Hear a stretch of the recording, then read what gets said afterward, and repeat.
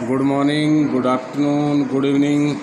Standard 10th subject SST और बहुत ही most important lesson औद्योगिकरण का युग। बुक नेम आपकी है भारत और समकालीन विश्व पार्ट 2।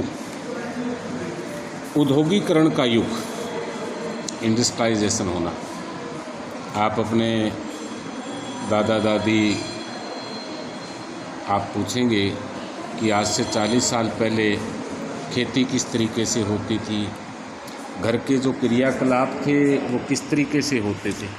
हम इस लेसन से पढ़ने से पहले अपने घर में कि आज से यदि हम 40 साल पहले की बात करें, 45 साल पहले की बात करें कि सुबह का जो दृश्य होता था घर में कि दादी माँ जो गाय भैंस होती थी उस दूध का दही जमा होता था तो उसको बिलौना कहते हैं कि वो करना शुरू कर देते थे।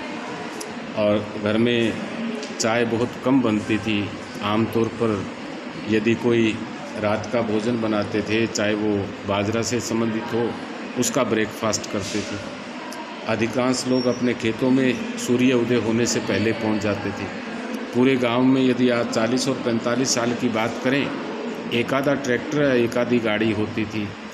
और हो सकता है कि गांव में 40 और 45 साल पहले एक आधा घर हो जिसके अंदर टीवी आदि हो।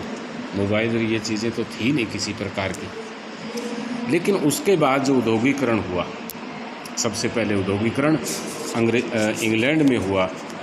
औद्योगिकरण का मतलब होता है हाथ से काम करने की जगह मशीनों द्वारा कार्य होना। अब तो आप देखते हैं कि घर में हम खेत का कार्य करते हैं वो सारे मशीनों से होने लगे। वरना हर गांव में यदि आप अपने दादा दादी से, नाना नानी से पूछेंगे तो नेचुरल बात है कि 40 साल पहले हर घर में बैल होता था, हर घर में जोड़ी होती थी, हर घर का किसान बैलों से खेत में काम करता था। अब पूरे गांव में आपको बैल देखने को नहीं मिलेगा। ये है औद्योगिकरण, यानी कि सारी चीज़ें फैक्ट्रियों में बनने लगी। पहले दरियाँ घरों में बनती थी, बहुत से खेस और कंबल घरों में बनते थे। जो हाथों से हथकर का उद्योग था वो सारा का सारा आज इंडस्ट्री ले लिया, यानी कि सारी चीज़ें मशीनों से बनना शुरू हो गई है। यहाँ पर दिया है कि डॉन ऑफ द सेंचुरी, ये पाल म्यूजिक कंपनी न्यूयॉर्क अमेरिका एवं इंग्लैंड 1900, यानी कि वहाँ पर 19वीं सदी में भी यानी कि आज से 120 साल पहले औद्योगिकरण हो गया। हमारे देश में तो अभी 15, 20, 25 सालों से ही ये हुआ, तो हम अभी भी उन देशों से कम 60-70 साल पीछे चल रहे हैं। ये आपका एक पिक्चर जो है दी हुई, कहता है मशीन और तकनीक का ये महामंडल। एक अन्य तस्वीर में ज़्यादा साफ दिखाई देता है। तस्वीर एक व्यापारिक पत्रिका के पन्नों पर 100 साल से भी पहले छपी थी। इस तस्वीर में 2 जादूगर दिखाए गए। ऊपर वाले हिस्से में प्राच्य इलाके का अलादीन है जिसने अपने जादू चिराग को रगड़ कर भव्य महल का निर्माण। तो ये पुरानी ये कल्पनाएँ हैं। तो इस प्रकार के क्वेश्चन आप पढ़ेंगे। अब है कि औद्योगिक क्रांति से पहले।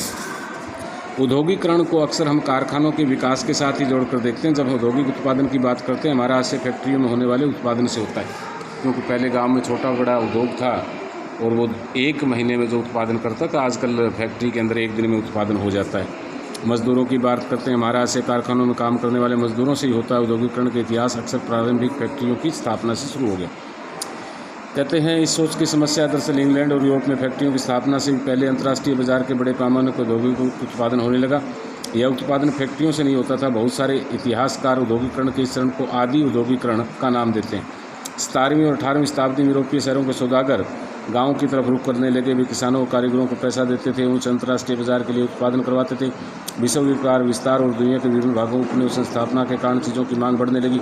इस मांग को पूरा करने के लिए केवल शहरों में ही रहते उत्पादन नहीं बढ़ाया जा सकता था। शहरों में शहरी दस्तकारी, व्यापारी गिल्ड्स काफ़ी ताकतवर थे, संगठन होते थे। गिल्ड्स से जुड़े उत्पादक कारीगरों को प्रशिक्षण देते थे, उत्पादन में निरंतर प्रतिशतता और मूल्य तय करते थे।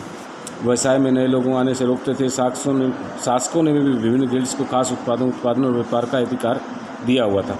फलस्वरूप नए व्यापारी शहरों में कारोबार नहीं कर सकते थे, इसलिए गाँव की तरफ जाने लगे। गाँव में गरीब काश्तकार, दस्तकार, सौदागरों के लिए काम करने लगे।